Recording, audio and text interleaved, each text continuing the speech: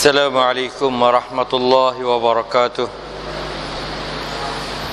Alhamdulillahi rabbil alamin, wassalatu wassalamu ala sayyidil mursalin wa ala alihi wa sahbihi ajma'in. Subhanaka la ilma lana illa ma 'allamtana innaka antal alimul hakim. Wala hawla wala quwwata illa billahil aliyyil azim. Rabbi syrah li sadri wa yassir li amri wahlul 'uqdatam min lisani yafqahu qawli. Kita berkati pertemuan kita pada malam ini dengan umul kitab. Kita hadiahkan pahala kepada baginda Rasulullah sallallahu alaihi wasallam, ahli keluarga baginda, para sahabat, sanak saudara kita yang mati baru ataupun mati lama. Mudah-mudahan Allah Subhanahu wa taala akan memberi kebahagiaan hidup kepada mereka di alam barzah. Dengan sebab itu Al-Fatihah. A'udzu billahi minasyaitonir rajim. Bismillahirrahmanirrahim. Alhamdulillahi rabbil alamin, arrahmanir rahim, maliki yaumiddin, iyyaka na'budu wa iyyaka nasta'in. Ihdinas siratal mustaqim, siratal ladzina an'amta 'alaihim ghairil maghdubi 'alaihim waladdallin. Amin. Alhamdulillah, kita bersyukur kepada Allah Subhanahu wa taala kerana pada malam ini kita masih lagi dapat bersama-sama dalam kuliah mingguan, dan insya-Allah pada malam ini seperti mana yang kita semua sedia maklum, mesej ataupun WhatsApp yang dihantar kepada tuan-tuan berhubung dengan sirah nabawiyah.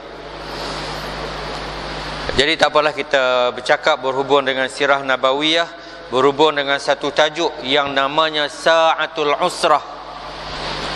Agak-agak tuan-tuan yang duk belajar bahasa Arab ni, Sa'atul Usrah ni apa maksud dia?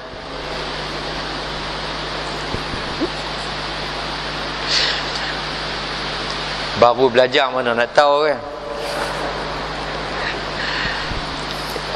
Okey, dalam sirah nabawiyah ni dia ada satu bab yang namanya Sa'atul Usrah. Kita bercakap bab Sa'atul Usrah malam ni. Yang kita tahu usrah kan, usrah tu dia satu perhimpunan keluarga, tetapi Sa'atul Usrah, Sa'atul Usrah ini maknanya saat getir. Saat yang sangat mencemaskan dalam perjuangan Rasulullah sallallahu alaihi wasallam.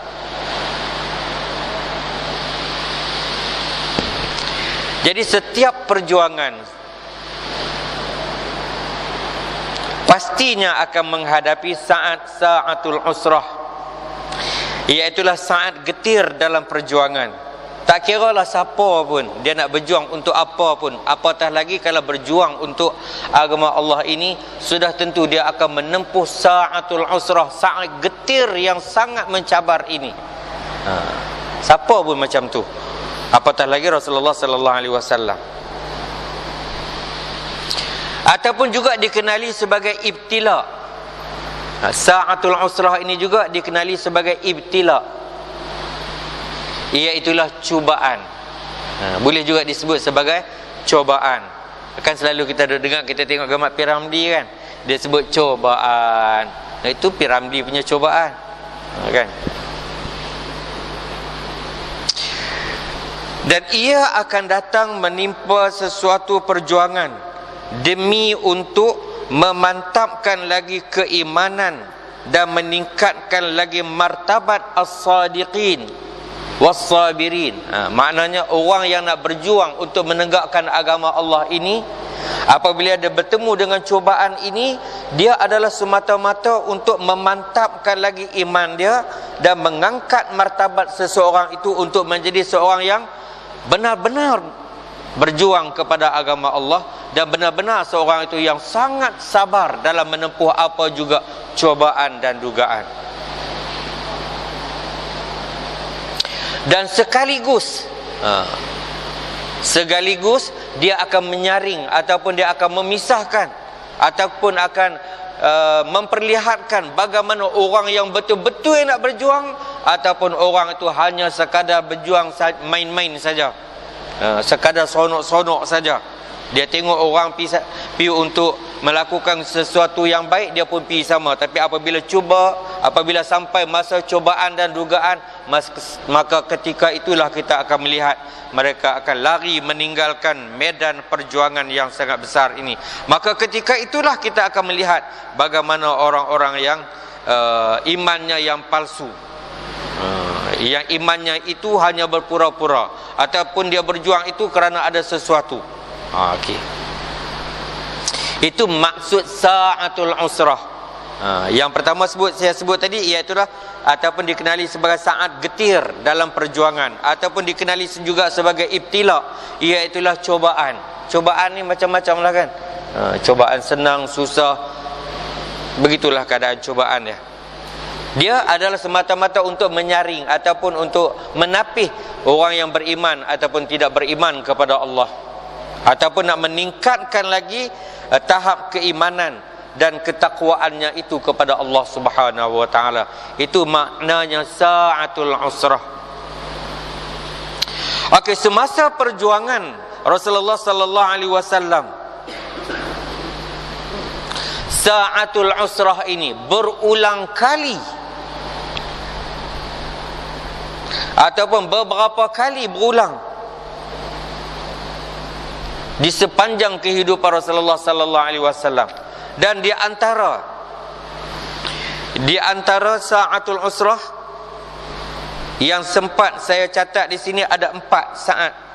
Ada 4 saat sa'atul usrah di saat Rasulullah sallallahu alaihi wasallam memperjuangkan Islam yang dibawanya itu, dan Islam itu sampai kepada kita hari ini.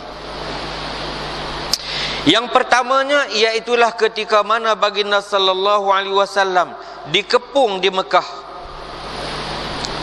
Dikepung dalam Mekah itu selama 3 tahun, tak boleh keluar, tak boleh masuk. Makanan tak boleh keluar dan makanan tak boleh masuk. Maknanya Rasulullah dan umat Islam dikepung ataupun di pulau, tidak ada urusan tentang makanan dan keperluan kehidupan pada masa itu.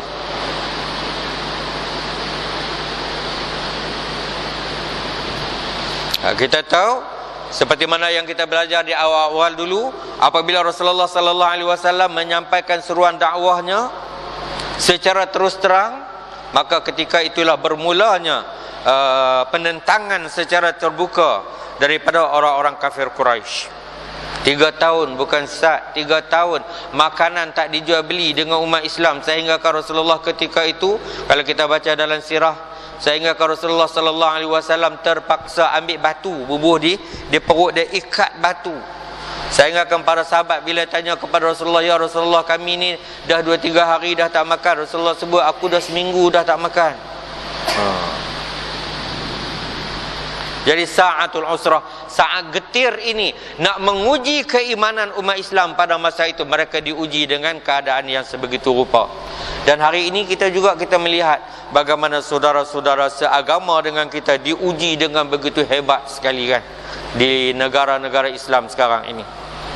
Inilah yang disebut sebagai sa'atul usrah. Mereka yang berada di Syria, mereka yang berada di Palestin, mereka yang berada di Kashmir, mereka yang berada di Fatani. Kan kemarin kita melihat bagaimana 6 buah sekolah agama dimusnahkan. Itulah yang disebutkan sa'atul usrah, saat getir dugaan. Kita belum lagi diduga, saya pun belum lagi diduga, tuan-tuan pun kalau duga pun dugaan yang kecil-kecil, tak sama seperti mana dugaan yang dialami oleh para sahabat dan juga mereka-mereka yang seumpama dengannya.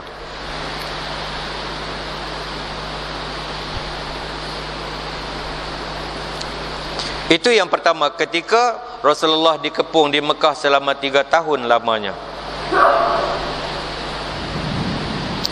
Walaupun mereka itu dikepung di pulau dan sebagainya, tetapi resepi kejayaan mereka dalam menghadapi dugaan yang sangat hebat ini, iaitulah sabar. Sabar itulah yang akhirnya membuahkan hasil kejayaan kepada umat Islam dan juga kepada mereka yang memperjuangkan agama Islam ini. Resepi dia yang pertama iaitulah sabar kepada Allah Subhanahu wa taala.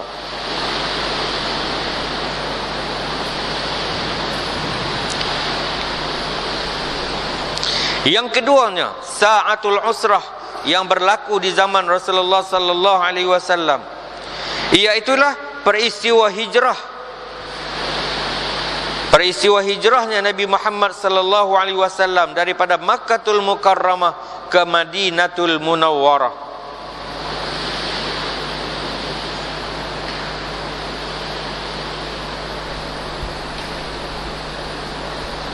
Ini saat getir yang sangat hebat. Kita telah pun bicara, kita telah pun memperkatakan tentang peristiwa penghijrahan ini pada satu ketika dahulu. Dan insya-Allah minggu depan ataupun minggu depan kita akan sambut Ma'al Hijrah kan. Bersama-sama Ma'al Hijrah, bermakna bersama-sama kita akan merubah kehidupan kita. Kita tengoklah dalam lirik apa Ma'al Hijrah kan. Dia yang pertamanya sekali disebut sebagai hijrah itu perjuangan. InsyaAllah nanti kita tengok sekali lagi. Jadi sebelum daripada Rasulullah sallallahu alaihi wasallam berhijrah ke Madinatul Munawwarah ini, berapa banyak pengorbanan yang dilakukan oleh Rasulullah dan para sahabat. Di antara pengorbanan yang mereka lakukan iaitulah sudah tentulah harta benda. Kita pun kalau nak berjaya dalam perjuangan ini, kita kena korban harta benda kita.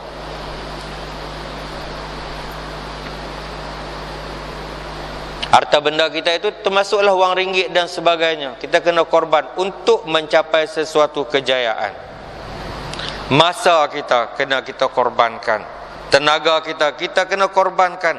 Hatta sampai masa dan ketikanya nyawa kita juga kita kena korbankan.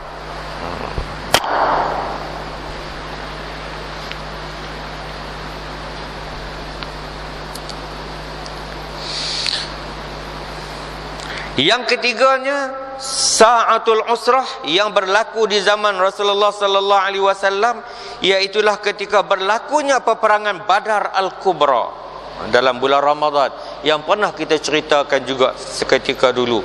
Bagaimana Rasulullah sallallahu alaihi wasallam berhadapan dengan orang kafir Quraisy, iaitulah dalam bulan Ramadan Al-Mubarak.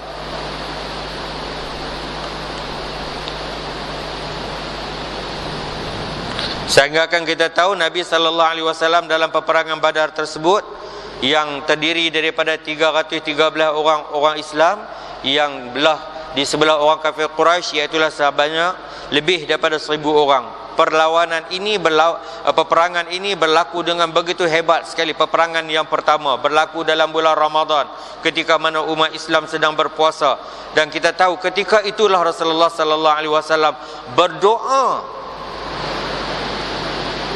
kepada Allah dengan terlalu lama, sehingga akan di akhir doanya itu seperti mana yang kita sedia maklum, baginda sallallahu alaihi wasallam menyebut, jika umat Islam tidak menang pada kali ini, nescaya tidak akan ada lagi orang yang akan menyembahmu wahai Allah yang Maha Kuasa. Tidak ada lagi orang yang akan menyembah engkau, kata Rasulullah sallallahu alaihi wasallam. Ini sangat getir. Pertarungan antara Islam dengan kafir, pertarungan antara hak dan batil.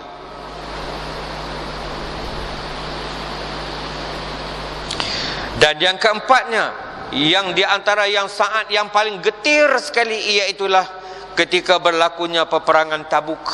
Yang keempat, saat getir yang dirasai oleh Rasulullah, iaitulah ketika mana dalam peperangan Tabuk.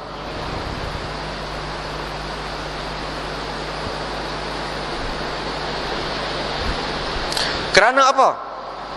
Kerana yang pertamanya Rasulullah sallallahu alaihi wasallam dan para sahabat terpaksa berjalan mengedah padang pasir sejauh 700 km. 700 km. Kalau daripada Alustang sampai ke Kuala Lumpur baru 450 km.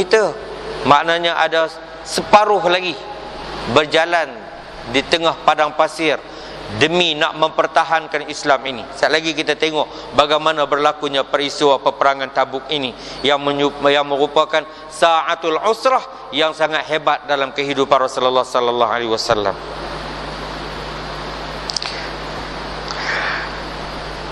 Dan Tabuk ini dia berada di bawah jajahan Madinah pada masa itu. Dan mereka terpaksa mengedah padang pasir itu dalam suasana panas terik yang amat sangat. Panas sungguh.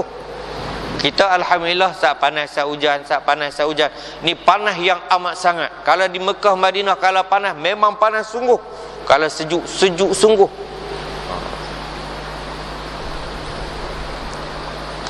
Dan saat yang paling hebat lagi iaitulah pada nak berlakunya ataupun nak pinya ke Tabuk ini, pada masa itu adalah musim di mana buah kurma sedang mula masak. Orang dah nak mula petik buah kurma. Macam kita di sinilah, padi dah mula nak masak, kita dah nak menuai padi, kita dah nak ambil padi. Tiba-tiba di masa yang macam tu, Rasulullah mengajak para sahabat untuk pergi ke medan Tabuk. Mana ada orang yang teringin nak pertahankan buah kurma depa dua ada berapa ekar punya banyak. Kalau pi maknanya rugilah depa. Inilah saat-saat yang sangat getir yang terpaksa dihadapi oleh Rasulullah sallallahu alaihi wasallam. Sehingga kan orang yang tak pi di dalam medan dalam peperangan Tabuk itu, diceritakan bahawa Abu Huzaifah mencatatkan bilangan orang-orang munafik. Ini saringan. Dia mencatatkan dalam buku catatannya itu, dibaca Rasulullah sallallahu alaihi wasallam satu demi satu. Dia ni orang munafik, dia ni orang munafik, dia ni orang munafik. Dan nama-nama mereka itu tidak disebarkan ataupun dirahsiakan daripada semua umat Islam pada masa itu. Tetapi respi kejayaan Rasulullah sallallahu alaihi wasallam dalam menghadapi sa'atul usrah ini, iaitulah yang pertamanya yang saya sebut tadi. Respi kejayaan yang pertamanya adalah Rasulullah sallallahu alaihi wasallam sabar dalam menghadapi kesemua dugaan ini. Sebab tu kita bila kita sabar, insya-Allah Allah akan bagi kejayaan kepada kita.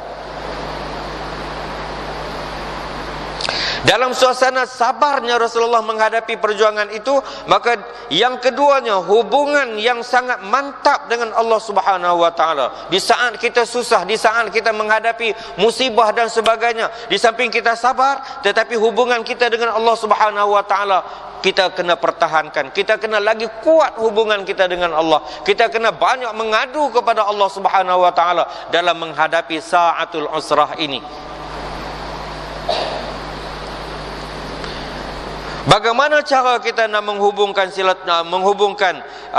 dengan Allah Subhanahu wa taala, nak jaga hubungan kita dengan lebih mantap dengan Allah Subhanahu wa taala, iaitulah banyak sembahyang sunat tahajud.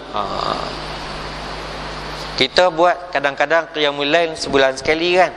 Itu pun kadang-kadang tak ramai seperti mana bulan Ramadan. Kalau bulan Ramadan kita boleh buat qiyamul lail dihadiri dekat 300 orang. Kita bersahur sampai kadang-kadang sampai dekat 300 orang kita buat siap. Tapi bila sampai bulan Ramadan, selepas bulan Ramadan ni, kita nak impun payah. Nak dapat 20 orang pun tak dapat. Kan? Jadi ketika kita di saat kita sedang menghadapi sa'atul usrah, di saat getir kita dicoba dengan berbagai-bagai cubaan. Kadang-kadang kita dicuba dengan harta, kadang-kadang kita dicuba dengan dengan keluarga kita, kadang-kadang kita dicuba dengan jiran tetangga kita, kadang-kadang kita dicuba dengan macam-macamlah cubaan. Tetapi yang saya sebut tadi, pertama kena sabar, yang keduanya kita kena dekat diri kita dengan Allah Subhanahu wa taala, iaitulah dengan melakukan banyak sembahyang sunat tahajud. Di samping banyak kita melakukan sembahyang sunat tahajud di setiap malam, walaupun 2 rakaat, tetapi setiap malam kita bangun, orang semua pakai tidur, kita bangun sembahyang sunat tahajud 2 rakaat. Kita mohon kepada Allah supaya Allah rongkaikan segala masalah yang kita hadapi. Kita jangan lupa berzikir kepada Allah Subhanahu wa taala. Kita kena banyak berzikir kepada Allah Subhanahu wa taala. Ini antara resepi kejayaan yang akan menyelesaikan masalah yang kita hadapi. Dan yang ketiganya, disarankan kepada kita untuk banyak bertaubat kepada Allah Subhanahu wa taala. Kita kena bertaubat kepada Allah Subhanahu wa taala. Kita banyak beristighfar kepada Allah Subhanahu wa taala. Bukan kita tak tahu, kita tahu, tapi kita payah nak buat walaupun benda itu terlalu ringan. Dan yang lainnya lagi, kalau kita boleh buat qiyamul lail setiap malam seorang diri, dengan kita sembahyang sunat tahajud, dengan kita sembahyang sunat taubat, dengan kita sembahyang sunat hajat dan sebagainya. Kita mohon kepada Allah supaya Allah melepaskan diri kita daripada musibah ataupun daripada ujian yang sangat getir ini. Kadang-kadang kita diuji dengan isteri kita. Kadang-kadang kita diuji dengan sikap bengisnya suami kita. Kadang-kadang kita diuji dengan sikap anak-anak kita dan sebagainya. Ini ujian. Sebab itu kita kena dekat diri kita dengan Allah. Kita kena banyak berdoa. Dan kita jangan putus asa. Kita jangan putus asa. Sebab itu tadi saya sebut di dalam RML tadi, suasana yang ada pada anak remaja kita sekarang ini. Sekarang ini kita, kalau dulu kita bercakap tentang berhubung dengan ajaran Syiah, dan sekarang ini ajaran Syiah, saya merasakan bahawa ramai dah anak-anak pelajar sekolah kita yang sudah pun terlibat dengan Syiah ini. Kerana kita tahu Syiah ini dia salah satu daripada unsur yang ada dalam Syiah ini, iaitulah dikatakan mereka berpura-pura. Yang berpura-pura itu disebut sebagai apa? Mereka tipu bila kita taqiyah. Taqiyah ni bercakap bohong. Dalam Syiah ni bila kita taqiyah, kita bercakap bohong, kita dapat pahala banyak. Jadi saya cukup bimbang dengan suasana anak-anak remaja kita ini. Sudahlah dengan ajaran sesat yang macam-macam. Dalam karya Kuah ni pun berlambak ajaran sesat. Dekat Masjid Lama pun ada. Saya nak pesan kat Wan, lepas pada ni geng-geng tu kalau mati jangan duk pergi mandi depa. Jangan bagi puak-puak ni masuk mayat mereka ke dalam Masjid Al-Hana ataupun dalam Masjid Lama, Masjid Al-Qadim. Kita kenal golongan ini. Walaupun markas mereka dekat dengan Masjid Lama, tapi begitulah keadaan mereka. Saya dulu pernah saya pergi sekali saja pergi dengar kuliah mereka dan sebagainya. 2-3 kali juga saya pergi. Bukan pergi nak ikut mereka saja, nak tengok. Tuan-tuan dan perempuan, ini ujian yang sedang berhadapan, yang kita hadapi sekarang ini. Masjid mereka tak main. Mereka sembahyang semua pakai niat saja kot nah. Saya tak tahulah, mungkin sembahyang pakai niat lah kot. Sepatutnya mereka makan pun kena niat juga kan. Tidur pun niat, semua kena niat. Takkan niat sembahyang saja pakai niat. Sepatutnya tidur pun kena niat. Saja aku tidur kerana Allah Ta'ala, saja aku makan kerana Allah Ta'ala. Tak tahulah dia guna Allah Ta'ala ke apa, Wallahualam. Tapi bila saya duduk pergi ikut lama dah, banyak tahun yang lalu, 20 tahun yang lalu. Tetapi sekarang ini saya difahamkan bahawa ada di kalangan mereka tu, memanglah kita tengok ramai sekarang ini, iaitulah mereka yang memang tak semayang pun. Rekrut mereka ramai lah ni. Mereka rekrut anak-anak remaja kita supaya tak semayang. Yang jadi pengikut-pengikut mereka pula, sebahagian daripada mereka itu adalah maknyah-maknyah. Maknyah ke makngah? Maknyah ke makngah? Pondan lah senang sebut kan. Ataupun ponen. Betul lah ponen. Ponen tu bahasa lama dulu ni. Jadi saya nak minta lawan dengan alim dan sebagainya yang duk mandi mayat. Besok kalau mereka mati, tak usah duk uruslah jenazah mereka. Kalau nak urus pun suruhlah mereka bawa pergi tanam tang lain lah.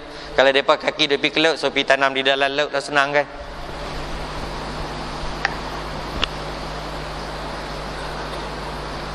Ini sa'atul usrah yang kita hadapi. Dan yang Syiah ini memanglah macam-macam ajaran yang kita, saya cukup takut dalam suasana yang ada sekarang ini. Takut sungguh-sungguh kerana kita semua ada anak. Macam-macam orang boleh buat dekat anak-anak kita ini. Cuma doa sahajalah yang dapat kita lakukan. Dan yang berikutnya di antara resipi kejayaan Rasulullah sallallahu alaihi wasallam selain daripada sabar, selain daripada mendekatkan diri dengan Allah Subhanahu wa taala, selain daripada berqiyamul lail, sembahyang sunat, tahajud, hajat, taubat dan sebagainya, Rasulullah berzikir. Dan yang lain sekali iaitulah kalau bagi kita untuk menghadapi sa'atul usrah, saat getir ini, iaitulah dengan kita pelihara diri kita daripada melakukan maksiat. Pelihara diri kita daripada melakukan maksiat. Saya nak sebut kepada tuan-tuan dan puan-puan, kadang-kadang ialah kita ada anak-anak. Anak-anak kita cukup advance sekarang ini. Bagaimana kadang-kadang mereka boleh ambil kita punya kad kredit ataupun Mastercard dan sebagainya. Mereka boleh ambil kad itu, mereka boleh guna dengan sewenang-wenangnya. Pergi tempah hotel tu, di luar daripada Langkawi tu, pergi tidur di hotel mewah bersama-sama dengan pasangan mereka. Begitulah juga di Langkawi, dia pergi di satu tempat yang memang orang payah nak pergi. Ini suasana yang berlaku sekarang, tuan-tuan dan puan-puan.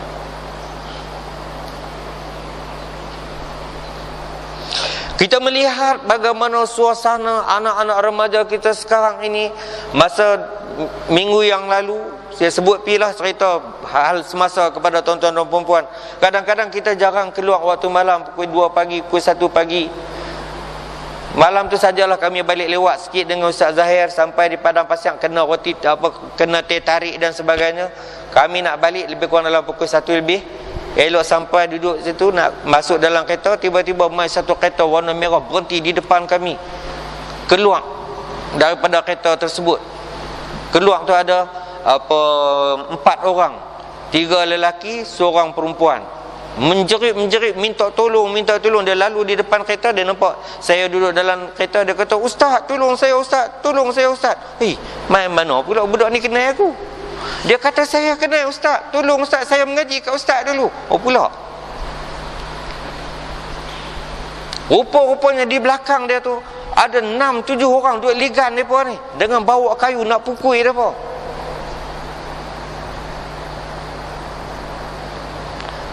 Kami pun bagilah dia masuk dalam kereta, sama dengan masuk dalam kereta tu, yang laki-laki hak belakang ni balun, gedebam balun dengan kayu.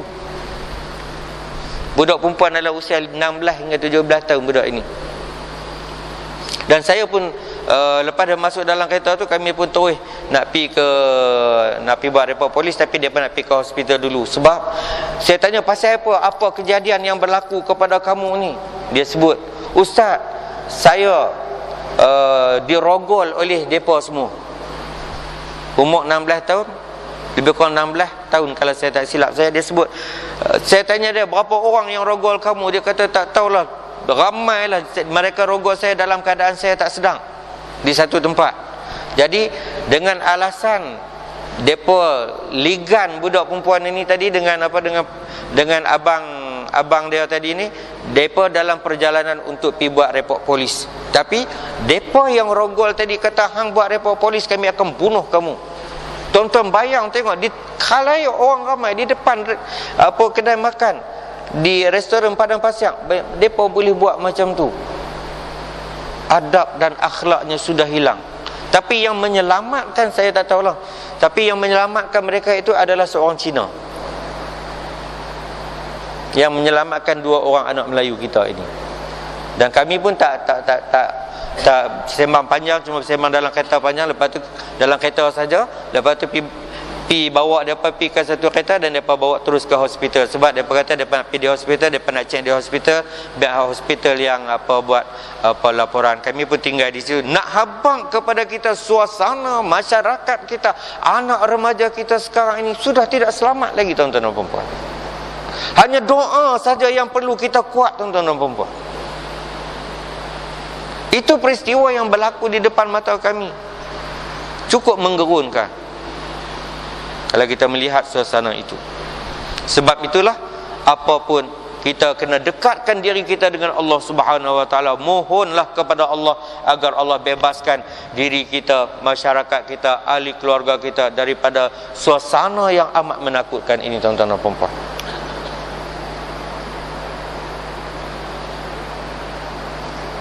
Itu di antara resipi kejayaan. Kita melihat bagaimana dalam peristiwa peperangan Tabuk, tuan-tuan dan puan-puan. Dahlah berlaku dalam musim panas, di mana saat di mana orang sedang nak memungut buah korban. Dalam kitab Riyadhus Salihin ini dia menceritakan bagaimana salah satu daripada babak-babak berlakunya peperangan Tabuk.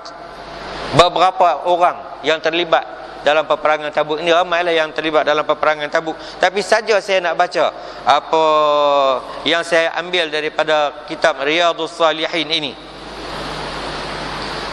Malam ni saya terlupa bawa spek mata, jadi tak berapa nak nampak sangat. Daripada Abdullah bin Ka'ab bin Malik, adalah di antara anaknya yang memimpin radhiyallahu an ketika buta. Katanya, bahawa aku mendengar bapakku Ka'ab bin Malik radhiyallahu an menceritakan kisahnya ketika dia turut serta bersama-sama dengan Rasulullah sallallahu alaihi wasallam dalam peperangan Tabuk. Kata Ka'ab, aku tidak pernah ketinggalan pergi berperang dengan Rasulullah sallallahu alaihi wasallam kecuali dalam peperangan Tabuk. Selain daripada peperangan itu, aku tidak pernah tidak menyertai peperangan.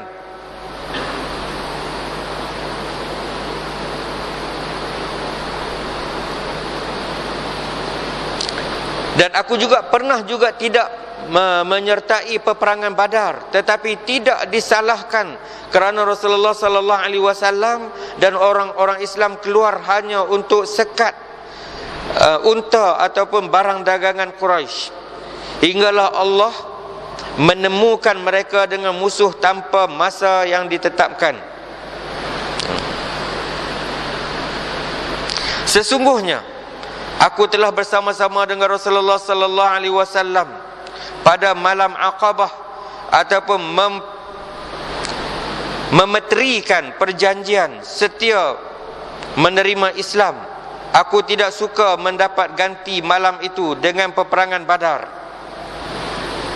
sekalipun peperangan Badar itu sangat disebut di kalangan orang-orang Islam ataupun di kalangan orang ramai daripada malam tersebut.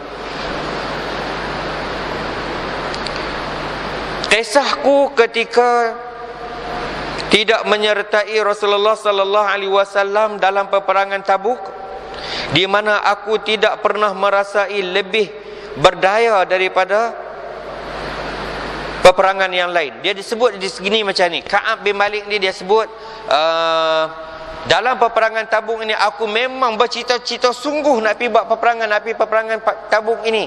Sehingga kan saya cuba ringkaskan cerita nah. Pasal tak nampak nak baca, dia jadi tak, macam mana boleh tertinggal tadi ni spek mata. Dia cerita ada lebih kurang macam ni lah. Ka'ab bin Malik kata, aku memang teringin sungguh nak pergi peperangan Tabuk ini.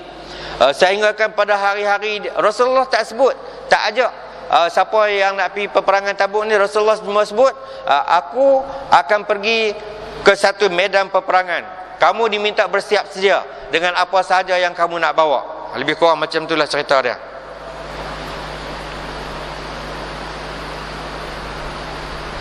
Dan mereka keluar pada masa itu dalam keadaan musim panas yang teramat sangat. Dan Rasulullah sallallahu alaihi wasallam mengarahkan semua orang Islam supaya bersiap sedia untuk menghadapi peperangan itu. Dengan sebab itu baginda menerangkan kepada mereka arah yang hendak dituju, sedangkan kaum muslimin terlalu ramai dan mereka tidak dicatatkan dalam buku catatan nama mereka itu. Kerana terlalu ramai, nama-nama mereka dalam peperangan Tabuk itu tidak dicatat di dalam buku.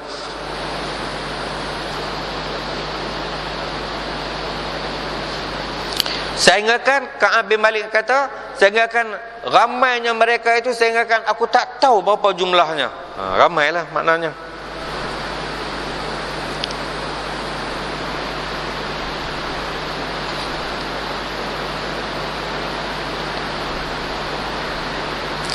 Yang jadi masalah kepada Ka'ab bin Malik pada hari di mana Rasulullah dengan tentera-tentera Islam yang bersiap sedia untuk pergi menuju ke peperangan Tabuk itu, mereka sudah bersiap sedia dan mereka mula dah berjalan. Ka'ab bin Malik ni masih lagi duk cari benda dia, duk cari baju besi dia, duk cari pakaian perang dia. Dia sudah sedia 2 ekor kuda untuk pi dalam peperangan Tabuk, tapi dia masih lagi duk cari pakaian perang dan sebagainya. Pi cari tak jumpa, pi cari tak jumpa. Kerana benda tu dah habis dibeli oleh semua orang yang nak pi perang tadi. Sehinggalah saat di mana Rasulullah dan para sahabat semua pakat pi habis dah, dia tak pi lagi, dia masih lagi mencari barang-barang tersebut.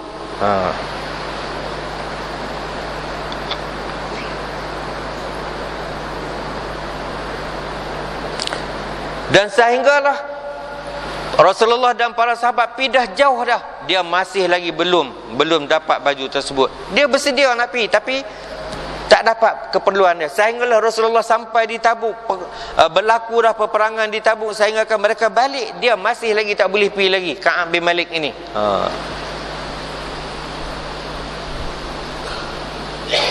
Begitulah keadaanku seterusnya, kata Ka'ab bin Malik.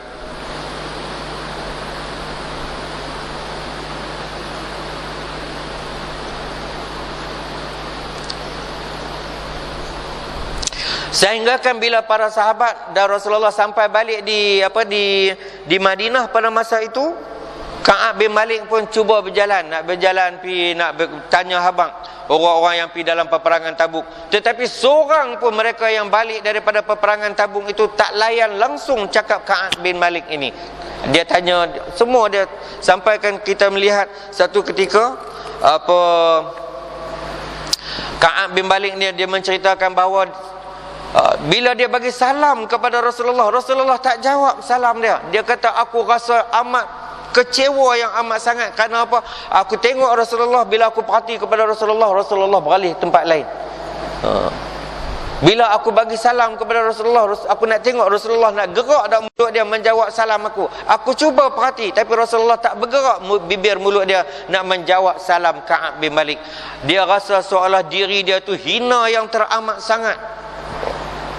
Sehingga kan Rasulullah sallallahu alaihi wasallam memanggil semua orang-orang yang tak pi ke dalam peperangan Tabuk itu mai jumpa Rasulullah, bagi alasan masing-masing. Semua pakat mai bagi alasan. Rasulullah sebut, aku terima alasan kamu semua dan aku maaf ke kamu semua, tetapi aku cuma boleh maaf kamu, tetapi niat kamu, sama ada kamu bercakap betul ataupun tidak, itu hanya Allah Subhanahu wa taala saja yang tahu. Tuan-tuan dan perempuan yang dirahmati Allah sekalian, kira-kira yang pergi jumpa Rasulullah tu lebih daripada 80 orang yang pergi mengadu kepada Rasulullah, bagi tahu bahawa dengan alasan-alasan masing-masing pasal apa mereka tak pergi perang Tabuk. Maka setelah sampai giliran aku, kata Ka'ab bin Malik, aku memberi salam kepada baginda. Baginda tersenyum sinis sambil bersabda, mari ke sini. Aku pun duduk. Kan kadang-kadang kita senyum ke orang, senyum kata apa, senyum apa? Kita senyum macam kita friendly lah, tapi bukanlah Rasulullah friendly, tapi Rasulullah senyum keadaan sinis. Rasulullah panggil, mai sini. Duduk tang ni. Macam itulah keadaan. Duduk di sini. Lalu dia kata, aku pun duduk di depan Rasulullah sallallahu alaihi wasallam. Tanya baginda kepada aku, apa sebab kamu tertinggal? Bukankah kamu telah membeli kenderaan untuk kegunaanmu? Jawab aku, wahai Rasulullah, andai aku duduk di samping orang-orang lain, nescaya Tuan hamba dapati aku pasti dapat memberi alasan untuk mempertahankan diri aku. Dia kata kepada Rasulullah, kalau aku duduk dalam kelompok lain lah, soalan yang ditanya itu nescaya aku boleh jawab dengan alasan-alasan. Aku boleh bagi 1001 macam alasan pasal apa aku tak pergi dalam peperangan Tabuk.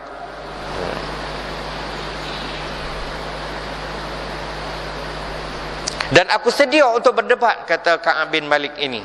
Demi Allah, aku sesungguhnya mengetahui sekiranya hari ini aku berdusta, mungkin Rasulullah sallallahu alaihi wasallam boleh menerima dan mempercayai aku, sedangkan Allah memurkai aku. Aku boleh cakap dengan alasan-alasan, tetapi mungkin kamu boleh terima ya Rasulullah, tetapi Allah Subhanahu wa taala akan murka kepada aku disebabkan jawapan-jawapan yang aku bagi ini tak betul.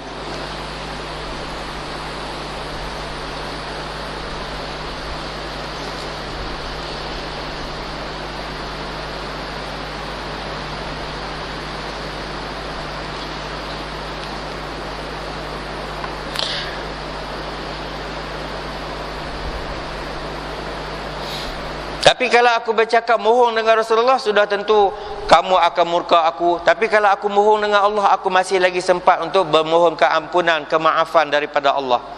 Aku boleh buat macam tu, tetapi aku tidak mau, kata Ka'ab bin Malik.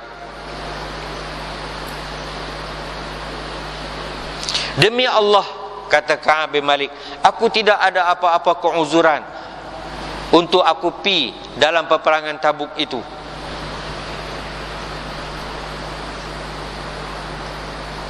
Dan aku, kata Ka'ab bin Malik, aku tidak pernah rasa bersemangatnya aku untuk menyertai dalam peperangan Tabuk ini. Tetapi begitulah keadaannya sehingga sekarang ini. Semua orang pakai balik, aku masih lagi macam dengan aku. Sabda Rasulullah sallallahu alaihi wasallam, engkau telah berkata benar. Betul, kamu kata benar di hadapan aku. Oleh kerana itu, kata Rasulullah sallallahu alaihi wasallam, pergilah sehingga Allah memutuskan hukuman ke atas kamu. Tu dia, tuan-tuan dan puan-puan.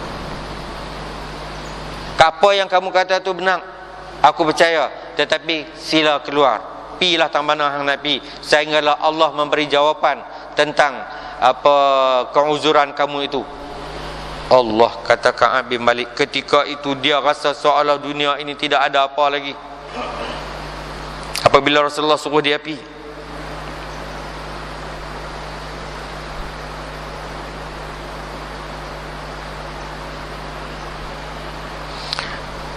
sehinggakan beberapa orang daripada Bani Salamah datang mengikuti aku sambil berkata, demi Allah, sebelum ini kami tidak tahu bahawa engkau pernah membuat dosa. Sesungguhnya engkau orang yang lemah kerana tidak meminta maaf kepada Rasulullah sallallahu alaihi wasallam sebagaimana yang telah kami lakukan, ataupun sebagaimana yang dilakukan oleh orang-orang yang tidak ikut dalam peperangan tersebut.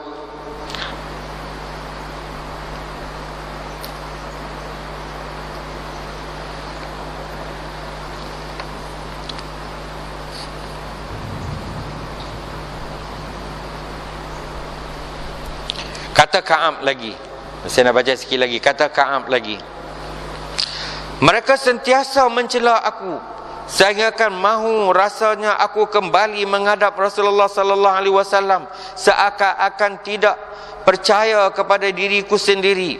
Kemudian aku berkata kepada mereka, adakah orang lain yang seumpama dengan aku? Maka jawab mereka, ya, ada dua lagi orang yang senasib dengan kamu. Aku bertanya lagi, siapakah mereka itu? Maka jawab mereka, mereka itu adalah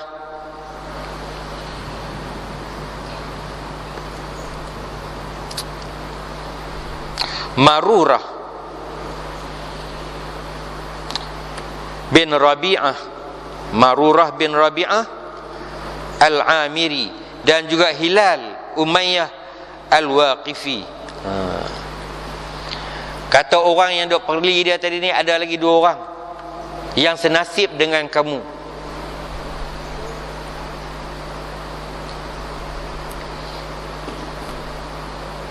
Dan mereka telah menerangkan kepada aku nama dua orang lelaki soleh yang telah masuk bertempur di dalam peperangan Badar. Maka aku berkata, bagiku dua orang menunjukkan teladan yang baik.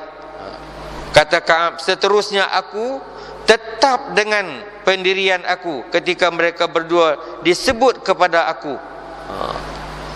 Mereka juga pergi jumpa dengan Rasulullah. Mereka beri alasan, macam-macam alasan. Tetapi ketiga-tiga orang ini, alasan yang mereka bagi Rasulullah terima, tetapi mereka dihukum oleh Rasulullah sallallahu alaihi wasallam. Ka'ab bin Malik, mereka ini kena keluar. Dia kena pi, tak mana dia nak pi sebab Ka'ab bin Malik ni orang yang muda. Sedangkan dua orang yang disebut ni, mereka ini sudah tua. Ada yang seorang tu dah tak larat dah, dia tak boleh nak buat kerja sendiri. Dia terpaksa mendapat bantuan daripada Rasulullah, daripada isteri dia.